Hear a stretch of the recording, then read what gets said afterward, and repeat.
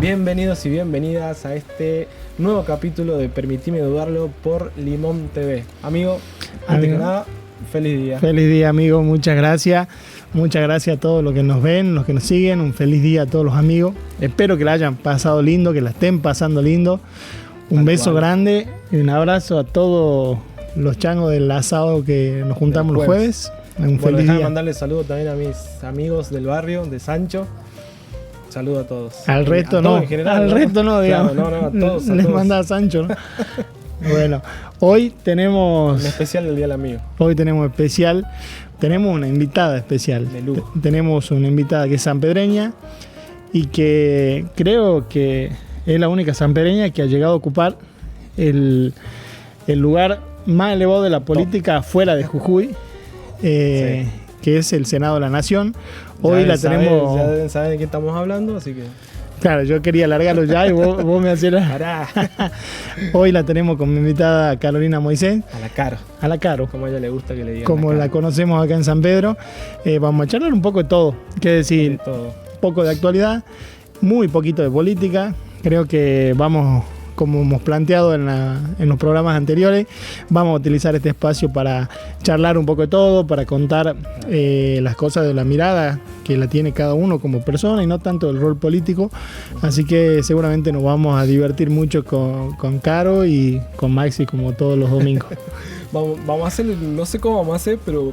Acá vamos a entrar. Vamos a entrar con los recursos que tenemos, pero lo vamos a hacer. Así que no se muevan, quédense ahí que ya viene la Caro. Pero pará, no olvidemos. ¿Qué? No se olviden de ir a participar en nuestro Facebook, en nuestro Instagram, por la entrada para ver a Airbag en Salta, el 29 de agosto en el Delmi. Sí. Nos hemos puesto las 10. Las 10. Encima han agregado una fecha, un día anterior, el jueves. Uy, que se me mierda. Así que nada. Han puesto una nueva fecha y nosotros estamos sorteando la entrada para el día 29. Tienen que ir a nuestro Facebook, Limón TV, o nuestro Instagram, @LimonTV San Pedro, y pueden participar. Por favor, los que hagan, guarden el print de pantalla de la suscripción de YouTube para que también cuando sea el sorteo. Claro, cuando sea el sorteo, ¡puc! En la descripción está detallado los requisitos, así que bueno, y también no se olviden, por supuesto, de seguirnos en nuestras redes, en Facebook, en Instagram y acá en YouTube, ahí acá abajo, abajito dice suscribirse y por acá un poquito más acá dice like. Así que hemos tirado todos los chivos antes que venga la invitada. También un saludo a todos los auspiciantes, nuestros amigos la mayoría son del asado del jueves. Sí, mira, tenemos a Bartolomé, tenemos al Club de la Pizza, a Vía Cargo Jujuy, a Coca-Cola, y estamos esperando que se sumen. Ahí agrego una amiga que tiene un nuevo emprendimiento que se llama Coquette Kids. Coquette, listo. Gracias Buenísimo. A todos. Esperen un segundo, que en breve volvemos con la Caro y charlamos un poquito. No se vayan.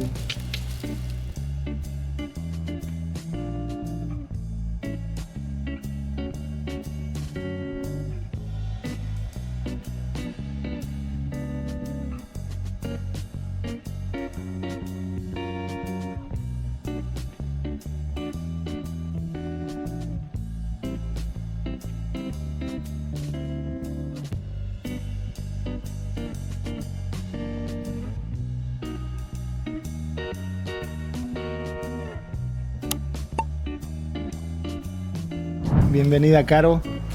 Hola chicos, Caro. ¿Cómo les va? Bienvenida a Limón TV. Bienvenida. Buenísima la iniciativa, me encanta. Bueno, nos hemos acomodado como hemos podido acá. Estamos incursionando por primera vez en una entrevista de A3, así que, Caro, teníamos una duda recién.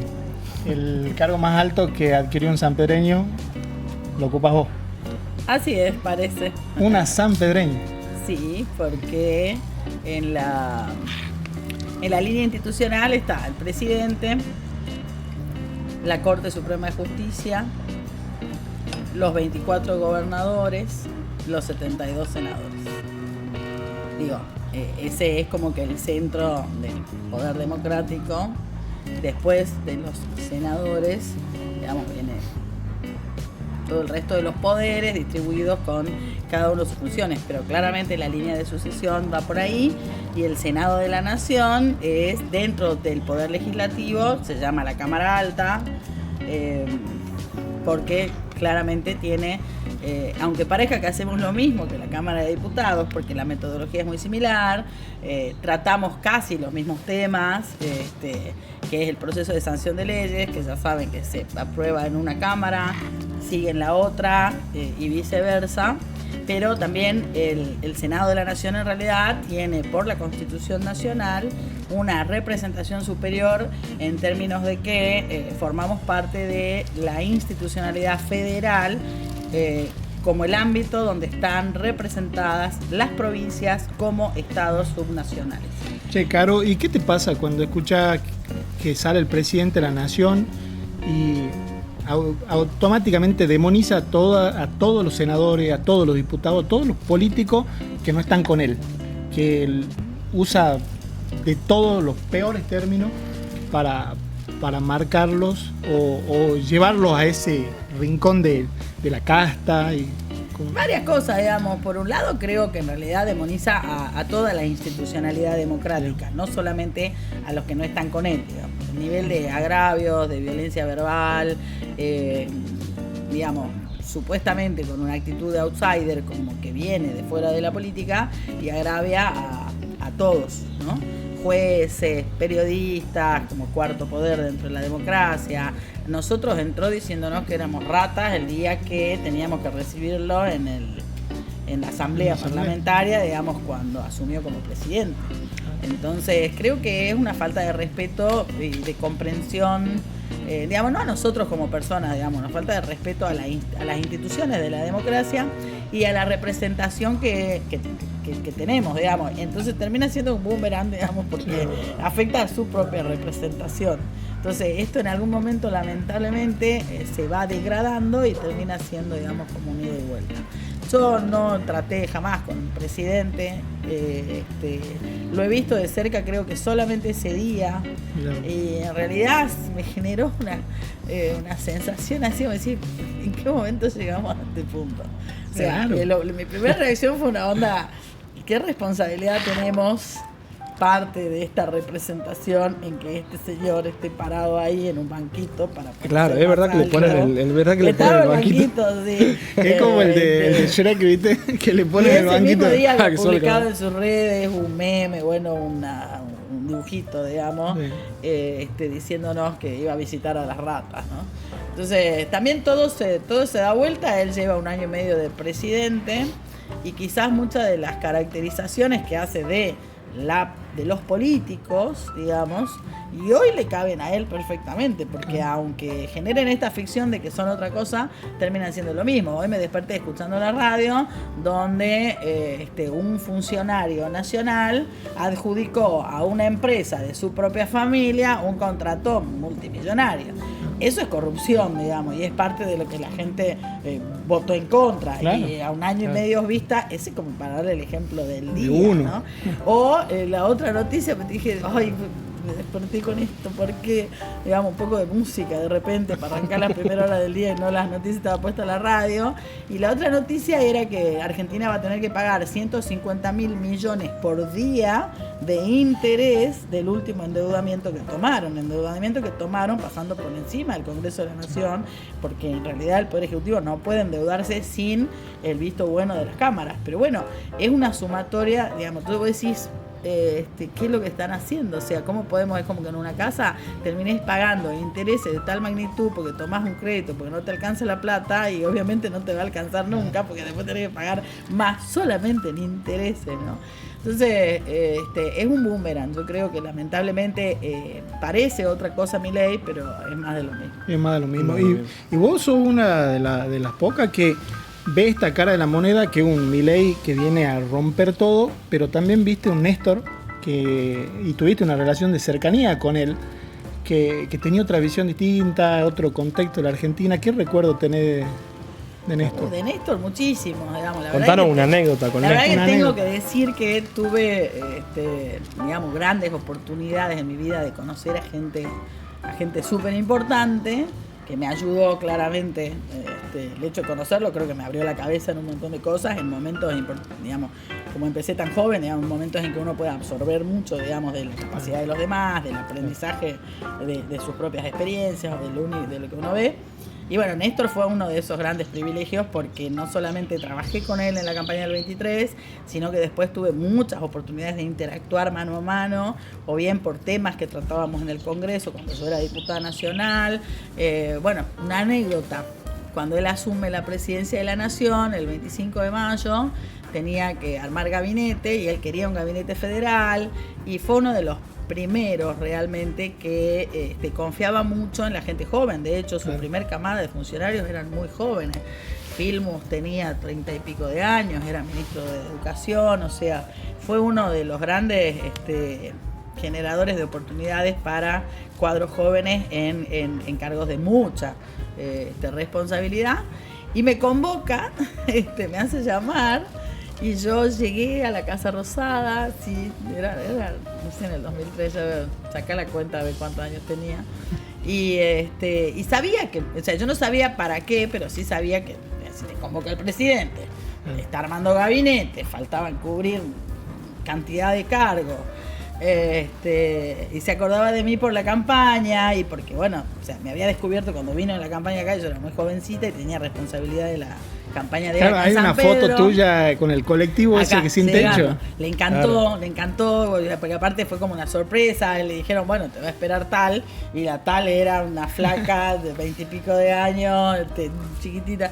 Entonces fue así como una sorpresa. Y bueno, nada, me convocan, llego a la Casa Rosada y paso a la previa de la presidencia. Nunca había estado yo en la presidencia, sí había conocido otros presidentes, pero en Olivo o en otros ámbitos, pero nunca en la oficina del presidente. La casa del presidente. Entonces estaba en la previa esperando. Y la verdad es que yo quería esperar más, digamos, porque no quería que llegue el momento, estaba histérica. Bueno, y me hace pasar al salón de la presidencia, me muestra esto que ven en la foto, claro. Bien, pero en realidad me atiende en una oficina más pequeña que estaba, digamos, a un costado. Y me dice que me quería ahí, en Buenos Aires, y que vaya, que qué cargo quería, que había un lugar, una dirección o algo así en el Ministerio de Cultura, Secretaría de Cultura en ese momento, que había otro en relación con las provincias y demás. Y yo ahí le dije que no, fue una de las cosas que... Le dijiste que no. Que la gente normal no hace. Claro. Porque pero yo en ese momento era diputada provincial acá, que había crecido un montón.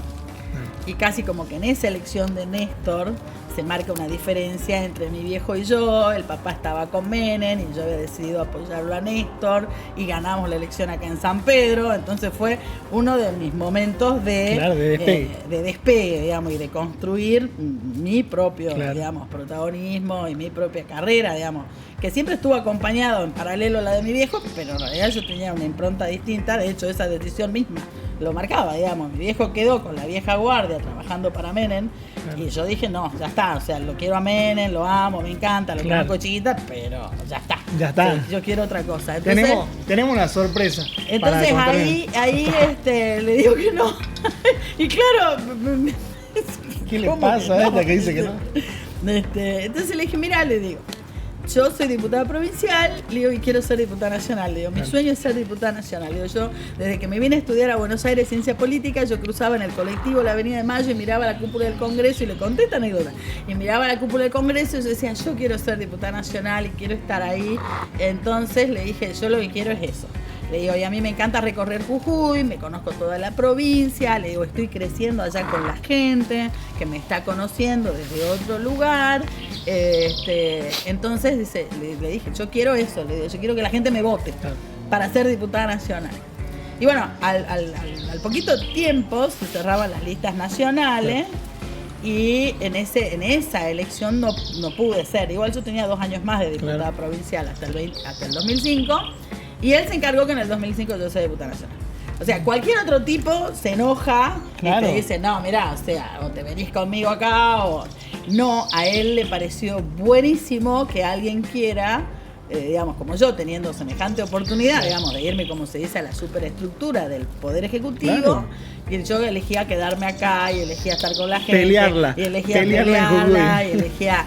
Entonces, así como que dijo, wow, de ahí creo que empezó el vínculo nuestro más directo, a pesar de algunos actores políticos de Jujuy, sobre todo, que le molestaba que yo tenga una relación directa con él.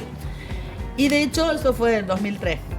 En el 2005, cuando se cierran las listas de diputados nacionales, yo me acuerdo que fue uno de los cierres más tranquilos, ¿viste? Vos siempre hasta el último momento no sabes si te ponen, te bajan, te sacan, te corren del lugar. Y no, porque él me llamó por teléfono unos días antes del cierre y me dijo a ser candidata a diputada nacional. Hablé con Fellner, así que... Fuiste la diputada. Y fui la diputada nacional en esto, digamos. ¿Y qué sentiste vos en ese momento? O sea, como diciendo, wow, voy a vivir de esto, voy a hacer esto, lo que me gusta. No, yo siempre, lo mío es vocacional, claro. 200%, digamos. Desde chica. Un poco que yo siempre hice lo que me gusta, que es esto, ¿no? Claro. Sí, claramente lo fui acoplando y lo fui complementando, digamos. Yo empecé a recorrer los barrios de acá de San Pedro, tenía 16 años, empezábamos a armar la Juventud Peronista. De hecho, en la primera Juventud Peronista yo no podía hacer nada porque era menor de edad, digamos. No claro, podía, no llegaba a ser Juventud Peronista. 18, o sea, no podía afiliarme. Pero ahí sí me di cuenta de que de todos los políticos en aquella época, no hace muchos años atrás, eran abogados, médicos, en realidad eran las personalidades del pueblo que se dedicaban a la política, digamos. Entonces yo ahí decidí estudiar ciencia política, porque dije, me hace falta un poco más, digamos. Claro. Y ya que tengo la oportunidad de estudiar, ahí descubrí la carrera. Me hicieron un test vocacional y me daba periodismo o abogacía, pero porque eran las dos carreras más afines a tener, qué sé yo, una vida pública, a estar involucrada con los temas, digamos, de la agenda social.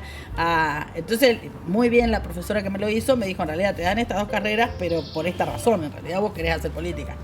Entonces, te anda a buscar y podés hacer estas dos. Y me fui, yo sabía que me quería ir a Buenos Aires, yo quería salir de la burbuja de Jujuy. En esa época todos los chicos que podían estudiar se iban a Tucumán o a Córdoba, pero hacían camarilla muy de jujeños.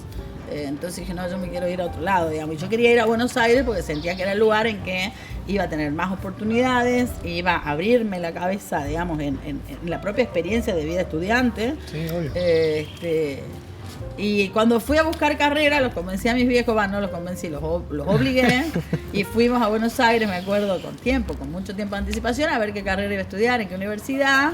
Y cuando fui a ver las carreras, apareció ciencia política, que yo no sabía ni que existía. Era una carrera nueva.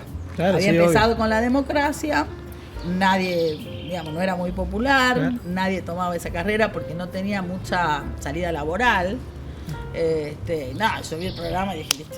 Esto es lo mío. Y a todo esto, ¿qué decía Así que Julio? siempre hice lo que me gustó, digamos. A todo esto, ¿qué decía Julio? Porque viste que por ahí los padres te dicen, sí, esto me gusta, esto no, o te dejaron ir, digamos. No, fue una pelea para que me dejen ir y sobre todo a Buenos Aires. A ver, estamos hablando, chicos, que era el año 92, 93. No había internet, teléfono línea fija. Buenos Aires quedaba lejísimo en términos de accesibilidad. Claro. Habían 2 vuelos semanales nada más y costaban carísimos. Digamos, había que ir en colectivo. De hecho, viajé muchas veces a Buenos Aires cuando era estudiante en colectivo. Yo no viajaba en avión en esa época porque, bueno, costaba carísimo. Entonces era todo un desafío dejarme en Buenos Aires. Yo la verdad que les tengo que agradecer mucho a mis viejos el acto de generosidad y de confianza y sobre todo de coraje. De haberme dejado a los 17 años, encima yo era más chica, había salido un año antes de la escuela, entonces de dejarme en Buenos Aires, en esas condiciones, o sea, no conocía a nadie, no tenía familia, un solo tío, Carlos Fait, que en realidad era un tío medio inaccesible, digamos, era el juez de la corte, al cual no conocía, mi viejo tenía poca relación con él, de hecho, porque toda la vida vivió en Buenos Aires. Y después construiste una relación con él, porque Carlos Fait, juez de la corte, y aparte, un juez que tenía una postura muy firme con distintos temas en Argentina, ¿no? Emblemático. Disruptivo. Sí. Por eso digo, yo tengo que agradecerle a la vida haber tenido la oportunidad de crecer con gente que tenía una cabeza extraordinaria. Y uno de ellos fue Carlos Fait, porque mi viejo, me avisa que me estaba llevando ahí, genera una reunión familiar y lo conocí. Y claro, yo quedaba sola ahí en Buenos Aires, tenía 17. El tío Carlos, literal, que me dio clases particulares en su despacho de la Corte Suprema de Justicia durante los 5 años de carrera. Yo iba cada 15 días, él me ponía o los martes o los jueves, 1 hora. Mirá, wow. No eran clases programadas en temas, sino que yo iba y hablábamos del tema que surgía, o alguna sentencia en la que él estuviera trabajando, o algún tema que yo tuviera en la universidad, o algún libro que estaba escribiendo. Me ha dado manuscritos para que los lea antes de que se publiquen, o nada, tenía ganas de hablar, no sé, del tiempo, no del tiempo, el clima. Claro, sí. Me acuerdo un día, pues el despacho era una cosa así alucinante, lleno de libros enorme, con varios escritorios así. Y un día me siento ahí y me dice, si yo te llenara todo este salón de joyas, oro, cosas, dice, de mucho valor, dice, y te dijera, te lo doy todo a cambio de algo, dice, que es el minuto que acaba de pasar. Entonces jamás podrías tenerlo. Como para mostrar el valor del tiempo, claro. Y de que como uno transcurre la vida muchas veces sin comprender que un minuto en la vida vale un montón, y que tu vida cambia, mejora, empeora por tus propios actos o por las circunstancias. Entonces la verdad es que yo no me voy a olvidar, esa es una de las cosas que quedé como de parámetro en mi vida, decir qué haces con tu tiempo, cómo usás tu tiempo, en qué lo gastás al tiempo, porque verdaderamente tenía un punto. O sea, tremendo. Pero aparte, como Pepe Mujica también hablaba de lo mismo.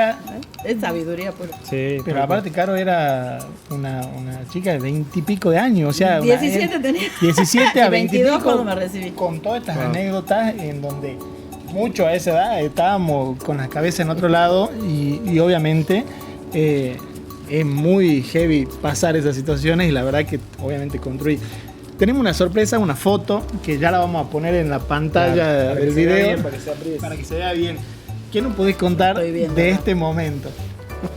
Te la damos a vos. Bueno, vieron que ahora salió la serie de Menem, entonces están todos con el Menem, y está bien controvertida. Ya vi lo que puso Jorge Lloma, lo que dijo Coan.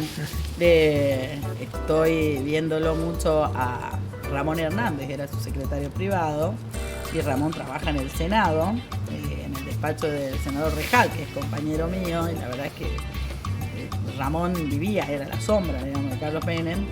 Y bueno, ahora está de moda, digamos, por la serie, no la he visto todavía. Y bueno, pero está igual que en la serie, impresionante. Las patillas. El trabajo que han hecho, claro. Y lo de Sbaraglia vi los adelantos nada más extraordinarios. Te cuesta encontrar los Sbaraglia ahí, pero lo encontrás a Menem en una versión de Menem, porque por lo que leo y las críticas que han hecho, es como que bastante superficial la serie, claro. Y se centra mucho, digamos, en su personalidad, lo cual es un montón, digamos. O sea, claro. Si lograron caracterizar a Menem en la multidimensionalidad de su personalidad, y que lo hayan logrado, es muchísimo. Entiendo que los cuestionamientos son en la falta de profundidad. O sea, un tipo que fue 2 veces presidente, tantas veces gobernador, que estuvo preso en la época de la dictadura, que ha generado tantas transformaciones en la Argentina, más allá de las cosas negativas que puedan haber resultado, digamos, consecuencia de su gobierno. No es un tipo sencillo, y es una persona multidimensional en todo su esplendor. Ahora, acá, yo tenía 14 años, era el año 89, me acuerdo de esa noche. Esto es la casa de mi papá. Y se había organizado una cena en la casa de mi papá. Supuestamente iban a hacer, ponerle 30 personas. Entonces, digamos, mi vieja le invadieron la casa, se había organizado una cosa súper, como diría, muy, muy normal, humilde, qué sé yo, habrá habido asado, claro, una cosa nada producida, o sea, no había mozo, no había esas cosas que ahora se usan, claro. En ese momento era, alguien habrá hecho el asado y alguien habrá puesto la mesa, y ahí estábamos con el sifón de soda, digamos. Pero ¿cómo llega Menem ahí? ¿Qué hacía Menem ahí? Porque cuando fue la elección de Menem, esto tiene que haber sido ya cuando él era candidato a presidente, ya había pasado la interna con Cafiero. En la interna con Cafiero, nada, ya había pasado la interna, era candidato a presidente, entonces estaba en plena campaña de presidente. Y se recorrió el país. Y bueno, llegó a San Pedro y lo esperamos en mi casa. No me acuerdo qué actividad política había habido, porque yo tenía 14 años en ese momento. Era como que, bueno, esta noche hay algo en casa, digamos, y llegaba Menem a casa, y yo, bueno, Menem a casa. Y yo, como que a Victoria, mi hija, le decía, bueno, che, mira, voy a hacer una cena. Y no claro, sé, viene. No sé, va a venir Néstor, Cristina, qué sé yo. Y entonces para mí era, bueno, sí, viene. Claro. Nada, después se invadió la casa. O sea, la cena de 30 resultaron más de 200 personas dentro de la casa. O sea, era un hormiguero de gente que obviamente nadie comió. O algunos habrán enganchado una costilla, digamos. Claro. Pero en realidad se invadió la casa y mira la cara, o sea, era así él, o sea, claro. Una cosa espectacular de divertido, carismático, amoroso, entretenido. La tonada riojana eso tenía. Le llamaba la atención todo y preguntaba cosas. Bueno, yo no interactué mucho con él en ese momento, después sí, digamos, en otras oportunidades, cuando yo era presidente. Así que nada, yo me acuerdo que ese día Ariel consiguió esta foto, porque ahí está su mamá. Sí. Ese día se perdió la perra y yo me escapé de la casa. O sea, yo me fui con mis amigas. Porque como había tanta gente en la casa, me fui un rato 200 personas. Pero nos dijeron también que se perdió la campera esa de los... Según Ariel, pero no le crean todo lo que dice. Claro. La perra se perdió porque, claro, quedaron en un momento todas las puertas de la casa abiertas, digamos, entraba y salía todo el mundo, la perra se perdió. Y yo también me escapé un rato. Claro. Tremendo. Encima, recibiste a Néstor y Julio Carlos en su casa, a Carlos Menem antes que sea presidente. Wow. Dato curioso. Cierto, tenés claro, razón. Mira vos. Y a Néstor lo recibí yo antes de que sea presidente, ¿verdad? Dato sí. Interesante. No, bueno, si hablar el viviendo de la casa de Julio Carlos. Gobernadores, exgobernadores, senadores, ministros, presidentes. Vamos a tener que recibir a alguien acá ahora de cábala. Un día tocaron el timbre, la empleada abrió y se fue y le dice, está la señora esa que sale en la tele. Y el otro está durmiendo la siesta. Y baja, y la señora que está en la tele era Graciela Fernández Mejide, en la época en que era ministra de Desarrollo Social, no sé cuándo era la época de la rueda. La señora que sale en la tele está tocando la puerta. Bueno, te hemos preparado un ping-pong. Un ping-pong. Vamos a ping-pongear. Vamos a tirar. Vos tenés que a la siguiente persona definirla con una palabra. Una y claro, después. No, poner riguroso. Después, si querés entrar en detalle ahí, de cualquiera. Vamos por el primero. Carlos Zaire. Con una palabra. Prudente. Gerardo Morales. Emperador. Vamos con Leila Chaer. Cámpora. Javier Milei. Un poco ya nos dijiste, Javier Milei. Una desgracia. Mauricio Macri. Otra desgracia. Guillermo Nopec. Mejor no califico. Cristina. Bueno, Cristina es víctima de su propio destino, digamos. Con todo lo que ello implica. Creo que figuras como Cristina, como muchos otros que podemos hablar, digamos, tienen épocas de esplendor y después, bueno, situaciones que son complejas de manejar. Y vamos a terminar con Julio Carlos. Moisés. Y podés explayar si querés. No nos vamos a poner en que una palabra porque no te va a alcanzar. El personaje, Julio Carlos, ¿qué le voy a decir de Julio Carlos? La mayoría lo conoce. Es disruptivo, generoso. Bueno, le dicen el loco, porque ha hecho cosas que realmente en una época hoy parecen muy normales, un montón de cosas, pero la verdad que Julio Carlos tuvo cosas de mucha vanguardia, qué sé yo. Su gabinete, cuando asumió la intendencia en el año 2003, el 60% de las funcionarias eran mujeres, hace más de 20 años. Por porque él decía que las mujeres eran más responsables, más trabajadoras y más honestas. Siempre pensó eso, digamos, las mujeres en el ejercicio del poder. En el 2001, en la lista de concejales que él armó, estando en el llano, que fue la mejor elección, más, pero no van 4 concejales, metimos 3. Si bien él encabezaba la lista, pero ya se sabía que él iba a ir de diputado nacional, digamos, era como una declamativa, como se dice ahora. Las 3 siguientes fueron mujeres punteras todas, porque él decía que las militantes de barrio tenían que tener un lugar, una voz, porque eran las mujeres concretas, reales, normales, que no los personajes, digamos, y fue otra cosa emblemática en el 2001.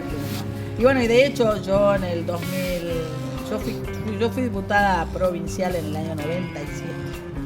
Primera vez tenía 22 años, 21 cuando fui electa, o sea, 22 ya asumida. Claro. Y cuando me puso, le dijeron todos los de la política, puta loco. O sea, él me puso de candidata a mí, yo me estaba recibiendo de ciencia política.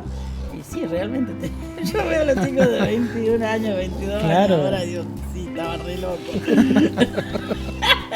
Re loco. Y él dijo, le voy a poner porque viene de estudiar, porque milita desde que tiene 15 años, su pasión es esto, y bueno, él tenía que poner un diputado en una lista, digamos, si ganaba entraba y si no, no. Claro. Fue la lista que más votos sacó en esa elección, incluso en contra del gobernador en su momento, y fue toda una experiencia para mí, porque claro, todo el ámbito, en ese momento cuando entré a la Cámara eran solamente 5 mujeres de los 48 diputados, 5 o 6, no eran más, y todas eran grandes. Claro. Todos eran grandes, mujeres y varones, eran todos muy grandes. muy mayores. Pero había mucha diferencia. Mucha diferencia. Claro, ese es el tema. Mucha diferencia. Creo que el más joven tendría 40 años, ponele, yo tenía 22. Claro. Después vino la ola de que entra la gente joven, digamos, a los lugares, sobre todo con Néstor. Con Néstor, claro, obvio. Hay que reconocerle a Lilita también. La coalición cívica, cuando arrancó, posicionó mucha gente joven. Claro, un partido nuevo en ese momento, mucha gente joven, profesionales, alimentó mucho lo de coalición cívica cuando apareció en ese momento. Mirá vos. Ahora, ¿qué es San Pedro para vos en tu vida?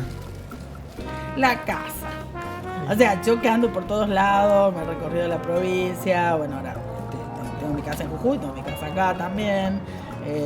Tantos años de estar trabajando en Buenos Aires, bueno, muchos viajes que hice. Para mí San Pedro es la casa, además por ahí muchos, digamos, los de acá se dan cuenta, digamos, pero de mi equipo, de tantos equipos que tengo trabajando.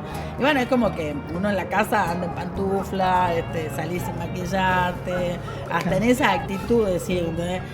Yo llego a San Pedro y bueno, soy la cara, o sea, de tomar café hasta... Entonces es como que muy mi casa.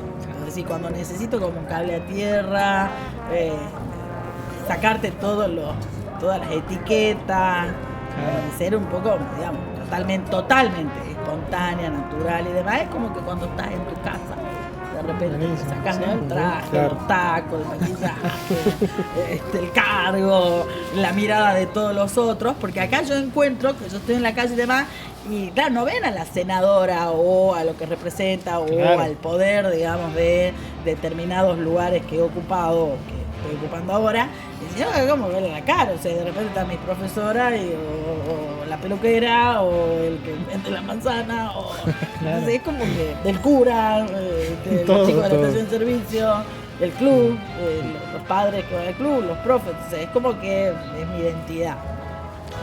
Buenísimo. Gran parte de mi identidad. Y ahora 3 datos random tuyos, a ver. ¿Es verdad que sos profesora de piano?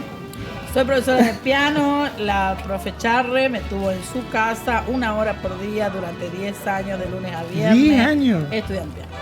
Mira, un dato que... De ahí saqué, creo, la disciplina, la constancia, el hacer algo que no te guste, porque siempre hay algo que te gusta, digamos. Me parece que yo con el piano aprendí y a que tenés que sentar el culo 1 hora por día durante 5 días de la semana, durante 8 meses del año, para que al final tenés que tocar, qué sé yo, Beethoven. Entonces, claro, el resultado de tocar, qué sé yo,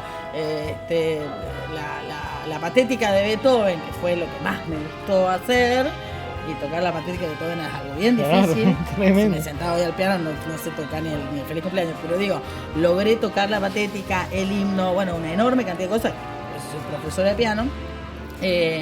Entonces es como la vida, o sea, vos querés un resultado extraordinario en tu vida y bueno, necesitas hacer un montón de cosas ordinarias, sistemáticas, que no te gustan. Un montón de veces quería, qué sé yo, irme, sobre todo en la adolescencia, mi mamá me obligó a que termine y le agradezco porque es como decir, no, te pusiste un objetivo, tenés que terminar. Claro. En ese punto hay un montón de cosas que te gustan y hay otras que no. Ahora, no lo vas a dejar por las cosas que no te gustan, porque el objetivo es superior a la parte. Claro, obvio. Entonces, eso aprendí en piano y creo que fue una de las cosas más extraordinarias porque claramente después lograr algo hermoso, fantástico como es tocar eso, y que es fruto solamente de tu esfuerzo personal, porque yo no tengo cualidades para la música. En ese caso yo no tengo oído,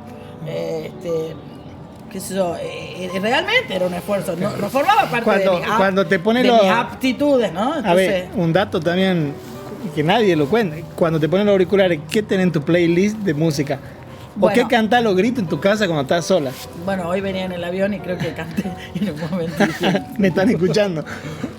Eso también me dio el piano una apertura mental enorme, porque cuando te conectás con la música, realmente te abre, bueno, la neurología lo estudia, digamos, te abre otros lugares de tu cabeza. Y creo que el piano, tantos años, digamos, me hizo eso. Yo tengo en el Spotify, que tengo bajado un montón de cosas porque estoy 2 horas de arriba del avión y 1 hora antes del aeropuerto. Puedo escuchar. Hoy puse Divididos, escuché todo el número Divididos, pero de repente tengo muchas listas de música en francés. Me encanta la música clásica también. Tengo listas de rock nacional viejo, como yo, digamos. Pero si mete una Arjona. No tengo idea quiénes son las bandas, pero de repente suenan y las conoces. Los Piojos de mi generación, digamos, rock nacional de mi generación, ¿no? Pero a ver, acá mete una Arjona, un Alejandro Sanz. No. Va más Luis para Miguel. No, sí, amo a Luis Miguel. No escucho ahora mucho Luis Miguel. Cuando salió la serie me encantó, me volví a enamorar de Luis Miguel, pero bueno, Luis Miguel es muy emblemático para mi generación. Claro, obvio. De hecho, he llorado con el corazón roto, he cantado sus canciones en alguna época de mi vida. Hoy no lo escucharía, digamos. Claro. Pero no, creo que hay alguna música que te acompaña en determinada época y te hace muy bien. A mí me pasó con el folclore. Yo no soy mucho de escuchar folclore, de hecho no me gustan mucho las peñas. Obviamente, si tengo que ir a un festival voy, lo disfruto porque me parece parte de la expresión popular, digamos, de nuestra cultura. Pero, ¿qué le agradezco al folclore? Cuando yo estuve sola en Buenos Aires, era mi conexión con Jujuy. Iba a las peñas. Las peñas jujeñas. Iba a las peñas jujeñas y sin las peñas jujeñas no sé si hubiera aguantado los 3 primeros años en Buenos Aires. Mira vos. Ahí me conecté con el folclore. Pero bueno, no es algo que me... Mira vos. Bueno, Caro, primero que nada, muchas gracias por venir, por dedicarnos un ratito. Muy divertido. Muy bueno. Espero que les haya gustado. Sí. Y le damos la publicidad al avión del parque, del circo.